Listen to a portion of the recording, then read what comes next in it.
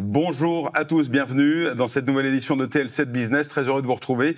Nous partons à la rencontre des décideurs du département de la Loire. Nous sommes en pleine rentrée en ce moment et j'ai le plaisir d'accueillir Sébastien Arcos, dirigeant d'Eclia School of Business.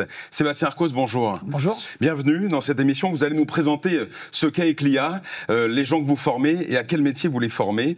D'abord, c'est une rentrée un peu particulière pour cette école de business qu'est Eclia, avec un déménagement qui vient de se produire. Alors, nous sommes une école de la Chambre de commerce et d'industrie Lyon Métropole Saint-Étienne-Roanne. Et du coup, on vient de déménager dans les locaux de l'hôtel consulaire Courforiel. Bon, on était déjà à Courforiel, on s'est déplacé de quelques centaines de mètres. Mais pour nous, c'est important aussi cette nouvelle implantation, cette réimplantation au sein de l'hôtel consulaire. C'est que ça nous permet de marquer encore plus fortement notre appartenance à la Chambre de commerce et surtout notre lien avec les entreprises du territoire. C'est vraiment l'élément différenciant de votre école, c'est-à-dire qu'elle est adossée à la Chambre de commerce. Alors, en quoi c'est important et comment ça agit, ça influe sur les formations? Alors elle est plus qu'adossée, nous sommes intégrés dans la Chambre de commerce et d'industrie. On était un service de chambre jusqu'en 2021, on a été filialisé, donc c'est une association à ce jour. Mais par contre, la gouvernance, elle est 100% consulaire. J'ai un président qui est un élu de la Chambre de commerce et d'industrie, et puis ensuite je réfère à la direction générale et au président de la Chambre de commerce. Ça veut dire qu'on est en prise directe avec les attentes des entreprises du territoire, et ça c'est un vrai plus pour une école. On répond en fait à leurs demandes, à leurs commandes. Voilà, les chefs d'entreprise qui sont représentés à la Chambre de commerce et d'industrie font remonter les besoins des différentes entreprises des territoires, puisqu'on a quand même plusieurs territoires dans notre grande Chambre de commerce. Et à partir de là, nous, on met en place des programmes, on modifie des programmes, on travaille des études de cas, bref, on essaye de répondre au mieux aux attentes des entreprises. On verra ensuite qu'il faut interagir et réagir de manière permanente, parce que l'économie évolue évidemment. Je voudrais que nous parlions des étudiants. Qui sont les étudiants que vous formez et à quoi les formez-vous? Quels sont les diplômes que propose Eclia? Alors, c'est une école de commerce qui délivre un diplôme visé. Ça veut dire qu'on fait partie sur les 500 et quelques écoles de commerce en France. On fait partie des 69 qui ont un diplôme reconnu par le ministère de l'Enseignement supérieur et de la Recherche. C'est donc déjà un label de qualité en termes de pédagogie. Et on forme des jeunes qui viennent de passer le baccalauréat, qui viennent chez nous chercher soit un diplôme d'État qui est un BTS, soit un diplôme bachelor, donc qui est un bac plus 3 en 3 ans ou en post-bac plus 2, soit un programme 5 ans que l'on fait après un bac plus 3 et on va se spécialiser. Notre ADN, c'est avant tout l'école du commerce, c'est le développement commercial et c'est ce qui correspond aussi le plus aux besoins des entreprises. Dans la pédagogie, qui sont les formateurs? Il y a des formateurs extérieurs, des professeurs? Comment ça se passe? On a quelques professeurs permanents, c'est aussi une des conséquences ou des besoins qui sont liés au diplôme visé. Donc c'est important d'avoir des théoriciens. Par contre, à côté de ça, la grande majorité des intervenants sont des intervenants externes, des chefs d'entreprise, des consultants qui viennent apporter leur témoignage, leur éclairage de leur vie en entreprise. D'où viennent les étudiants qui viennent se former chez vous? On rappelle qu'il y a 2 campus, un campus à Saint-Étienne, un autre dans le Rhône à Écully. D'où viennent les étudiants qui arrivent, qui intègrent Eclia? Principalement, c'est une école de territoire, c'est une école de proximité. Le fait d'avoir nos 2 campus, justement, ça permet d'avoir sur Lyon plutôt des Lyonnais et puis un peu plus largement de la région Auvergne-Rhône-Alpes et puis quelques internationaux. Sur Saint-Étienne, on est plus sur le bassin de la Loire, voire de la Haute-Loire. Je voudrais qu'on parle des évolutions du métier. Évidemment, le commerce, le business évolue en permanence. Comment est-ce que l'on fait pour être toujours au taquet et toujours calé sur l'actualité et collé aux exigences du secteur? Alors déjà, il y a des transformations. Il y a 15-20 ans, on apprenait beaucoup à travailler sur des outils.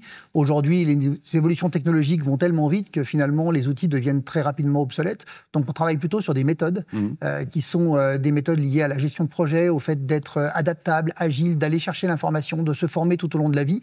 Un diplôme n'est plus seulement le préalable à un emploi à vie, c'est plutôt une étape. Voilà, on vient chercher une étape. Donc nous, notre objectif, c'est de voir ce que recherchent les entreprises en matière d'agilité, en matière des grandes transitions qui sont à venir, la transition écologique, la transition digitale, et que nos étudiants soient aptes surtout à capter ces grands enjeux et ensuite à s'auto-former ou à se former pour pouvoir répondre. Vous constatez aussi une évolution dans les attentes des étudiants qui viennent se former, des sensibilités peut-être plus tournées vers le développement durable, etc. On sent ça? Incontestablement, de toute façon, les entreprises sont en attente, mais les jeunes aussi. Et puis la quête de sens, donner du sens. Dans les valeurs de l'école, on a la solidarité, qui est une valeur importante pour nous. Le fait de donner du sens, de travailler pour d'autres. Donc On a des projets pour des associations caritatives, on a des projets pour du développement également dans d'autres pays, etc.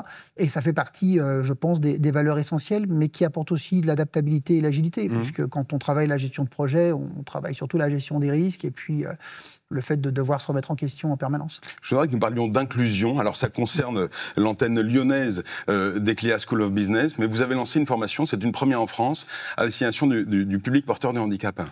Oui, c'est un grand défi en fait que nous nous sommes lancés il y a maintenant 3 ans. C'était de trouver un lien RSE qui soit extrêmement fort et puis à impact. Et on a décidé d'aller chercher des publics éloignés de l'emploi, même très éloignés de l'emploi, puisque nous sommes allés recruter des jeunes en situation de handicap cognitif, porteurs de trisomie 21 ou de troubles du spectre autistique. Et on va les amener sur un programme de 24 mois, 6 mois temps plein à l'école et 18 mois en contrat d'apprentissage au métier d'employé polyvalent, commerce, distribution. Notre objectif, c'est d'amener ces jeunes en situation de handicap qui, normalement, souffrent d'une présomption d'incompétence, et bien les amener plutôt, capter leurs compétences et les amener à un emploi ordinaire. Dans les milieux traditionnels. Tout à fait. Et pas en milieu protégé. Milieu ordinaire pur, il n'y a que 0,5% de la population handicapée mentale qui travaille en milieu ordinaire, donc on n'aura pas de mal à être contributif. Et puis on a déjà la chance d'avoir beaucoup de soutien dans la distribution, je pense à Carrefour, Auchan, La Vie Claire ou Botanique, qui nous soutiennent et qui vont permettre à ces jeunes de trouver un emploi. L'objectif, un emploi pérenne. À partir de 2027, c'est d'ouvrir cette formation dans d'autres endroits, soit nous, Eclia en propre ici, pourquoi pas à Saint-Étienne, mais soit grâce au réseau consulaire dans d'autres villes en France. Sébastien Arcos, nous arrivons à la fin de cette émission. On va terminer par l'objet du jour. Qu'avez-vous décidé de nous présenter aujourd'hui ? Alors, c'est plusieurs objets. Premièrement, une clé, parce que une école, c'est un diplôme, et un diplôme, c'est une clé pour pouvoir travailler. Alors, un diplôme, une expérience, etc., des expériences. C'est donc d'avoir la possibilité de passer plusieurs portes tout au long de sa vie professionnelle. J'ai un deuxième objet qui est tout simplement un stylo. Le stylo. Parce qu'un stylo, c'est pas qu'un objet, c'est aussi une action. Le fait d'écrire, c'est la transmission, c'est le savoir, c'est l'action, c'est signer un contrat, etc. Donc c'était important, ça représente bien aussi des études en école de commerce. Et puis le troisième objet, qui n'en est pas vraiment un, c'est tout simplement le cœur, parce que une école, c'est aussi, ça ne peut fonctionner que si on a de l'éthique.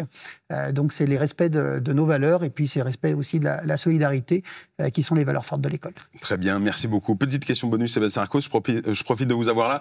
La rentrée, c'est en ce moment. Comment réussir sa rentrée quand on est étudiant en école de commerce ? Déjà, c'est d'être le maximum ouvert. Une école de commerce, c'est le champ des possibilités qui s'ouvre à nous, en mobilité internationale, en expérience, en gestion de projet. Donc voilà, c'est surtout de capter le maximum ces expériences qui sont tout simplement offertes. Merci beaucoup. Sébastien Arcos, directeur d'Eclia School of Business, était avec nous aujourd'hui. Merci d'être venu nous voir dans TLC Business. Merci de nous avoir suivis. Très bonne rentrée et bonne année à tous. À bientôt.